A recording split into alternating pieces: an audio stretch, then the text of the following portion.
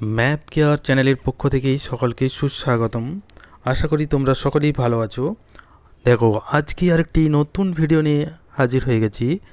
Class 9-এর অধ্যায় 11 রাশিবিজ্ঞান, এই অধ্যায়ের কোষে দেখি 11.1-এর আজকে প্রথম থেকে অর্থাৎ একের দাগ থেকে অঙ্কগুলি সুন্দরভাবে সমাধান করব। তাই ভিডিওটি প্রথম থেকে শেষ পর্যন্ত মনোযোগ সহকারে দেখে অঙ্কগুলি ভালোভাবে বোঝার চেষ্টা করবে। চ্যানেলটিতে নতুন হয়ে থাকলে সাবস্ক্রাইব করে পাশে থাকবে এবং বেল আইকনটি দাবিয়ে নোটিফিকেশান অল করে রাখবে, যাতে করে পরের কোনো ভিডিও আপলোড করলে সবার আগে সবার প্রথম তোমার কাছে নোটিফিকেশান চলে যায়।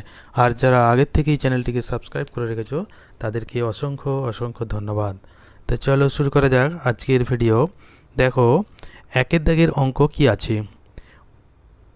পাড়ার 40টি পরিবারের প্রত্যেকটি পরিবারের শিশু সংখ্যার তথ্য নিচে লিখেছি। অর্থাৎ এই 40টি পরিবারের প্রত্যেকটি পরিবারের শিশু সংখ্যার তথ্য নিচে দেওয়া আছে।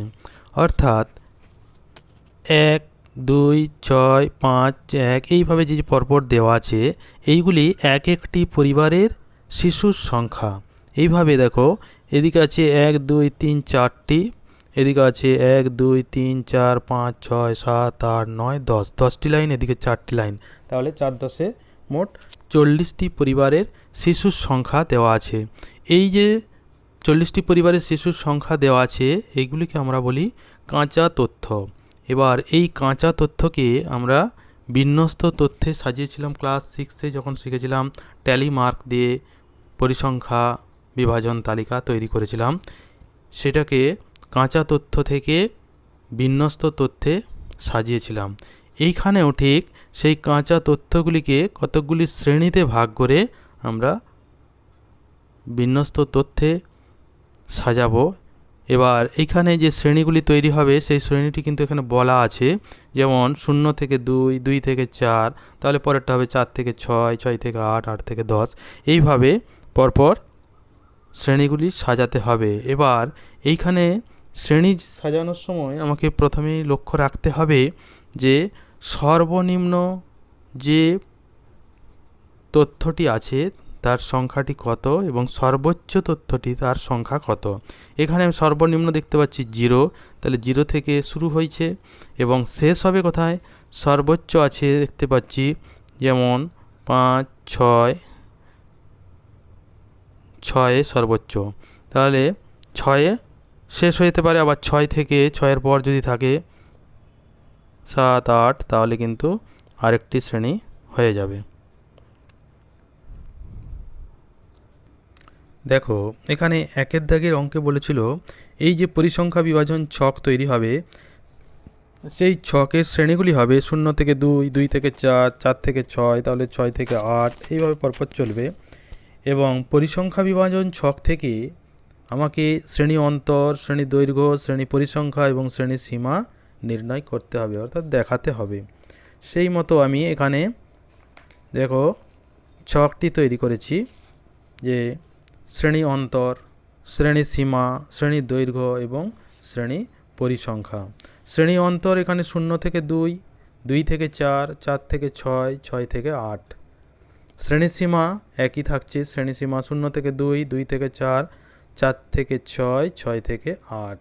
এবং শ্রেণী দৈর্ঘ্য আমরা জানি শ্রেণী সীমা এটি নিম্ন সীমা, এটি ঊর্ধ্বসীমা। ঊর্ধ্বসীমা এবং নিম্ন সীমার বিয়োগফলকে শ্রেণী দৈর্ঘ্য বলে।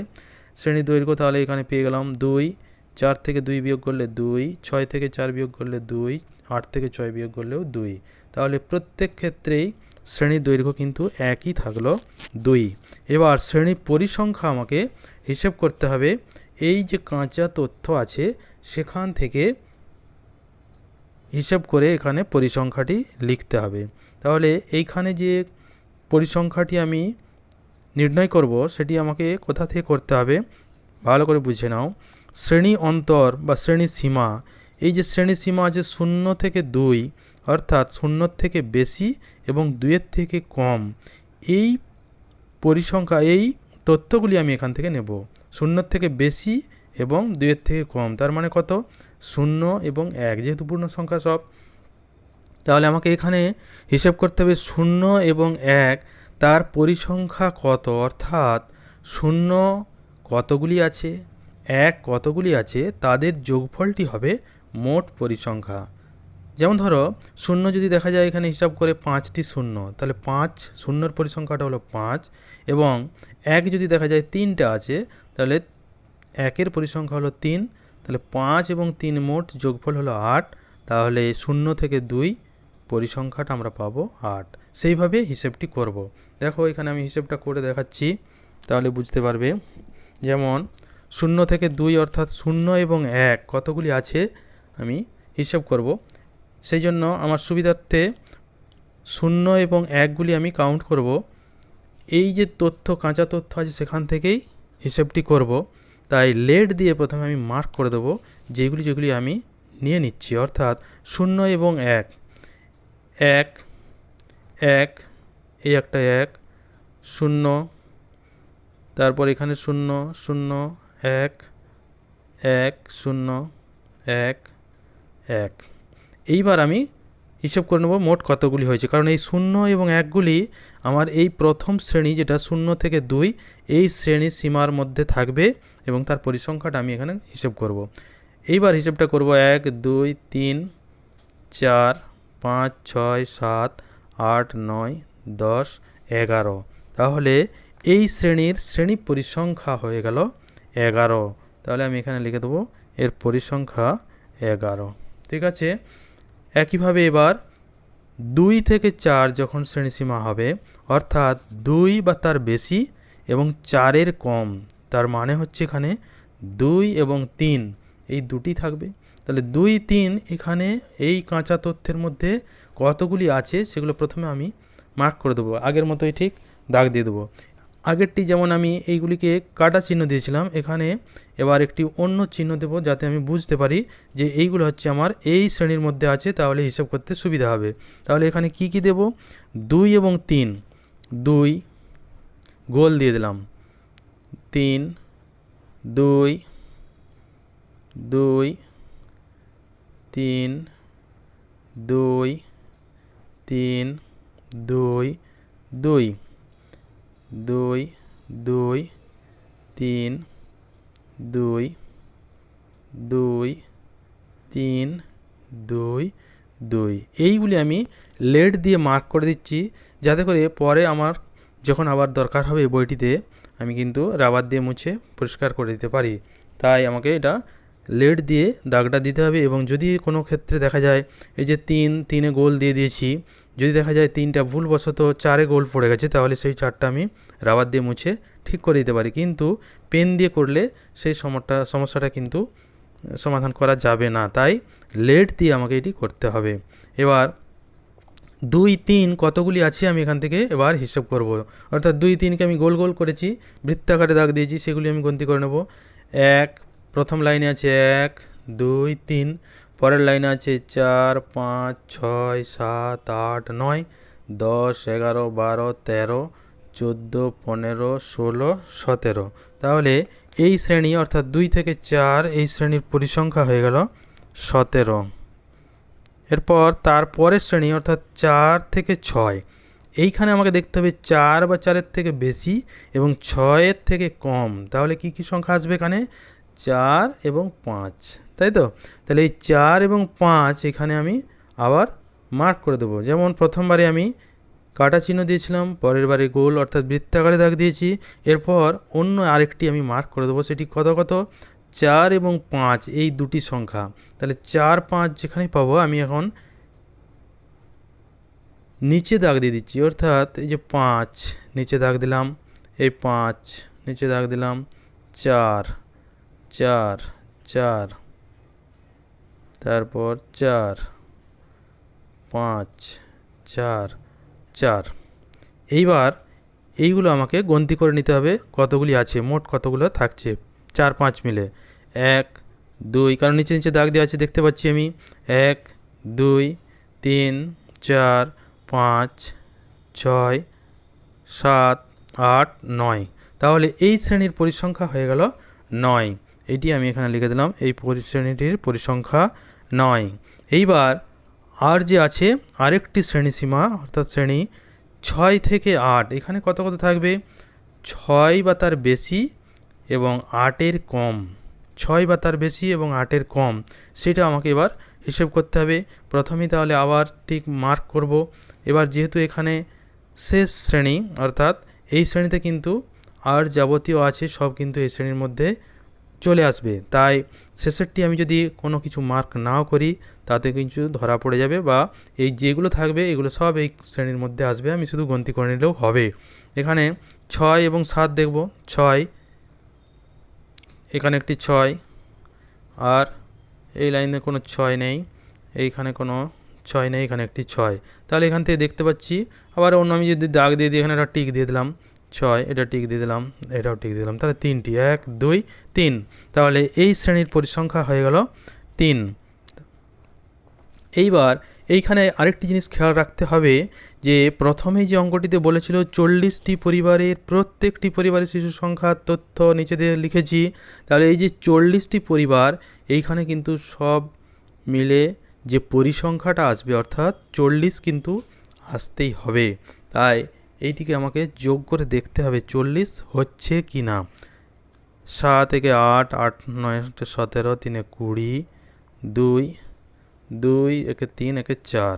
এইখানে যদি 40-এর কম বা কোথাও যদি বেশি হয়ে যায়, তাহলে বুঝতে হবে যে এখান থেকে যে পরিসংখ্যাগুলি আমি হিসেব করে এখানে লিখেছি, সেই পরিসংখ্যা লেখার ক্ষেত্রে অবশ্যই ভুল আছে, সেইটিকে আমাকে ঠিকঠাকভাবে কারেকশন অর্থাৎ ঠিক করে নিতে হবে। এই কাঁচা তথ্যটি দেখে ঠিকঠাকভাবে হিসেবটি আবার কষে লিখে দিতে হবে। তাহলে দেখো, 1-এর দাগে যে অঙ্কটি বলেছিল, এখান থেকে পরিসংখ্যা বিভাজন ছক তৈরি করে শ্রেণীগুলি এই শ্রেণীতে লিখলাম, তারপর সেখানে শ্রেণী অন্তর, শ্রেণী সীমা, শ্রেণী দৈর্ঘ্য এবং শ্রেণী পরিসংখ্যা প্রত্যেকটি জিনিস কিন্তু আলাদা আলাদাভাবে সুন্দরভাবে দেখানো হয়েছে। ঠিক আছে, তারপর 2-এর দাগের অঙ্কটি দেখো কি আছে। স্কুলের কোনো এক পরীক্ষায় 40 জন ছাত্রের প্রাপ্ত নম্বরের তালিকা নিচে দেওয়া হলো, প্রদত্ত হলো। অর্থাৎ 40 জন ছাত্র যে নম্বরগুলি পেয়েছে পরীক্ষাতে সেইগুলি এখানে লেখা আছে। অর্থাৎ এইগুলি এক একজনের নম্বর, 34, 27, 45, 21, 30, এইভাবে এইগুলি এক একজনের প্রাপ্ত নম্বর। এইভাবে দেখো এখানে 40 জনের নম্বর কিন্তু দেওয়া আছে। এই দিকে আছে 1 2 3 4, 4টি লাইন। এই দিকে আছে 1 2 3 4 5 6 7 8 9 10। তাহলে 4 × 10 = 4 10 40টি নম্বর আমরা পেয়ে যাব। এই যে 40 জনের প্রাপ্ত নম্বরের তালিকা এখানে দেওয়া আছে, সেই নম্বরগুলিকে শ্রেণীতে সাজাতে হবে। কীরকম শ্রেণী এখানে বলা আছে? 1 থেকে 10, 11 থেকে 20, তাহলে পরেরটা আসবে 21 থেকে 30, এইভাবে শেষের শ্রেণীটি হচ্ছে 41 থেকে 50। এখানে শ্রেণীগুলি দেওয়া আছে। এই শ্রেণীগুলি নিয়ে নম্বরগুলির একটি পরিসংখ্যা বিভাজন ছক তৈরি করতে হবে। তাহলে এখানে যে শ্রেণীটি আছে, এই যে 1 থেকে 10, তারপর 11 থেকে 20, আগের যে অঙ্কটি করেছিলাম 1-এর দাগে, সেখানে কিন্তু ছিল 0 থেকে 2, 2 থেকে 4, 4 থেকে 6। অর্থাৎ এই শ্রেণী অন্তর যেগুলি ছিল, এগুলি কিন্তু প্রত্যেকটি শ্রেণী অন্তর পরস্পর সম্পর্কিত ছিল। অর্থাৎ এখানে 10 শেষ হয়েছিল, পরেরটাতে কিন্তু 10 থেকে শুরু হয়েছিল। অর্থাৎ এইখানে যেটি ঊর্ধ্বসীমা পরের শ্রেণীতে সেটি নিম্নসীমা, এইখানে কিন্তু মাঝখানে গ্যাপ আছে। এই শ্রেণীটাকে বলা হয় বিচ্ছিন্ন শ্রেণী। আমরা জানি দুটি শ্রেণী আছে, একটি হচ্ছে অবিচ্ছিন্ন শ্রেণী আর একটি বিচ্ছিন্ন শ্রেণী। এইটি এখানে বিচ্ছিন্ন শ্রেণী। এই বিচ্ছিন্ন শ্রেণীতে তৈরি করেই আমাকে পরিসংখ্যা বিভাজন ছকটি তৈরি করতে হবে। তাহলে এই শ্রেণীটি আমি তৈরি করব এখান থেকে, তারপর সেখানে পরিসংখ্যা বিভাজন ছক অর্থাৎ পরিসংখ্যা বিভাজন ছকে ট্যালি মার্ক দেব এবং শ্রেণীর পরিসংখ্যাটি লিখব। শ্রেণী অন্তর, ট্যালি মার্ক এবং শ্রেণী পরিসংখ্যা লিখব, তাহলে পরিসংখ্যা বিভাজন ছকটি তৈরি হয়ে যাবে। তাহলে এখানে পরিসংখ্যা বিভাজন যে ছকটি তৈরি করেছি এই ছকটি আমাকে পূরণ করতে হবে। অর্থাৎ শ্রেণী অন্তর পেয়েছি, দেখো 1 থেকে 10, 11 থেকে 20, 21 থেকে 30, 31 থেকে 40 এবং 41 থেকে 50। এই শ্রেণীর মধ্যে পরিসংখ্যা কত, সেই পরিসংখ্যাকে আমরা ট্যালি মার্ক দিয়ে হিসেব করব। 1 থেকে 10 এই যে শ্রেণী অন্তর, অর্থাৎ 1 থেকে 10, 1 বা 1-এর থেকে বড় এবং 10 বা 10-এর থেকে ছোট, প্রত্যেকটি কিন্তু আমাকে হিসেব করতে হবে। পরের শ্রেণীতে 11 থেকে 20 অর্থাৎ 11 বা তার বেশি এবং 20 বা তার থেকে কম, এই সংখ্যাগুলি আমাকে হিসেব করতে হবে। ঠিক আছে, তাহলে প্রথমে আমাকে লেড দিয়ে মার্কিং করে দিতে হবে। 1 থেকে প্রথমে 10, 1 থেকে 10 এই শ্রেণী অন্তরের মধ্যে পরিসংখ্যা কত আছে, অর্থাৎ 1 বা 1-এর বেশি এবং 10 বা 10-এর কম কতগুলি আছে হিসেব করে নিই। ঠিক আগের মতো প্রথমে আমি কাটা চিহ্ন দিয়ে দেবো, অর্থাৎ 1 থেকে 10 পর্যন্ত। প্রথম লাইন দেখব, 1, 3, এখানে নেই, 2, 7, 9, এইগুলি।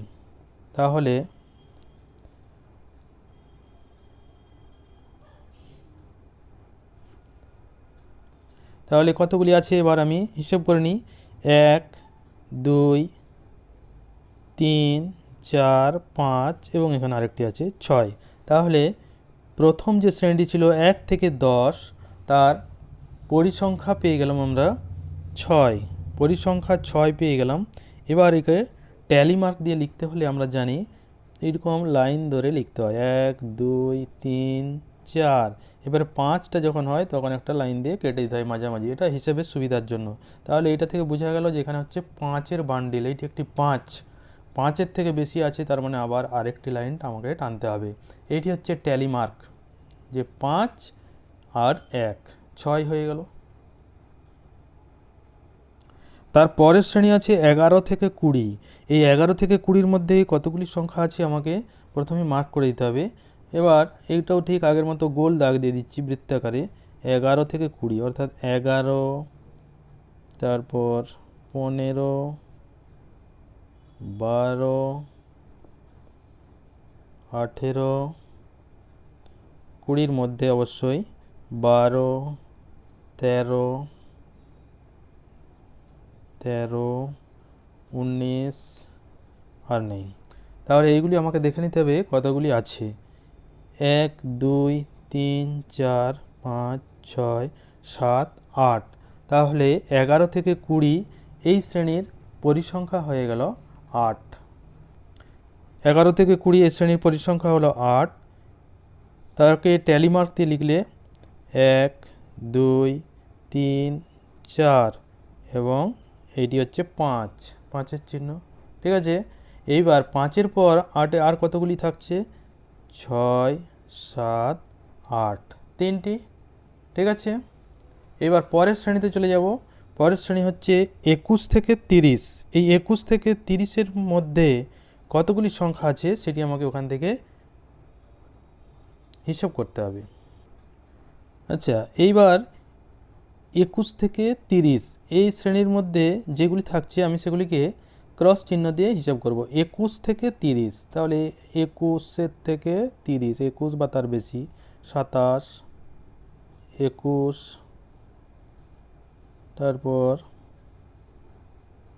21 থেকে 30, তাহলে এটা হবে, এটা হবে, এটা হবে, এটা হবে। 21 থেকে 30, 25 হবে, 22, 27 চলে যাবে, ও তারপর 24। এইখানে আমাকে হিসেব করে এবার দেখে নিতে হবে 21 থেকে 30-এর মধ্যে কতগুলি আছে। 1, 2, এখানে নেই, 3, 4, 5, 6, 7, 8, 9, 10 এবং এখানে আরেকটি আছে 30, 11। তাহলে এই 21 থেকে 30 এই শ্রেণীটির মধ্যে দেখতে পেলাম 11টি আছে, অর্থাৎ এই শ্রেণীর পরিসংখ্যা 11। এই শ্রেণীর পরিসংখ্যা তাহলে লিখে দিলাম 11। এটিকে এবার ট্যালি মার্ক দিয়ে লিখলে 1 2 3 4 5 হলো। 5-এর পর আবার 6 7 8 9, 4টি যেহেতু হয়েছে আবার দিলাম 10, আরও একটি বেশি থাকছে 11।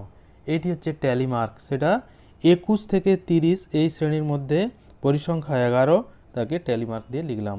এবার তার পরের শ্রেণীতে চলে যাব 31 থেকে 40 এই শ্রেণীর মধ্যে পরিসংখ্যা কত সেটি আমাকে ওই তথ্য থেকে অর্থাৎ কাঁচা তথ্য থেকেই হিসেব করে নিতে হবে।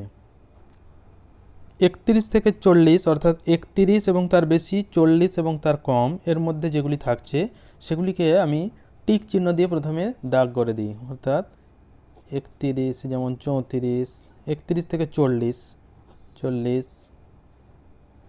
40, তারপর 31, 32, তারপর চলে যাব 32, 39, এইগুলি থাকছে। অর্থাৎ 31 থেকে 40 কতগুলি আছে দেখে নিই। 1 2 3 4 5, এই লাইনে আর নাই, 6 7। তাহলে এই শ্রেণীর পরিসংখ্যা হয়ে গেল 7। 31 থেকে 40 শ্রেণীর পরিসংখ্যা পেয়ে গেলাম 7।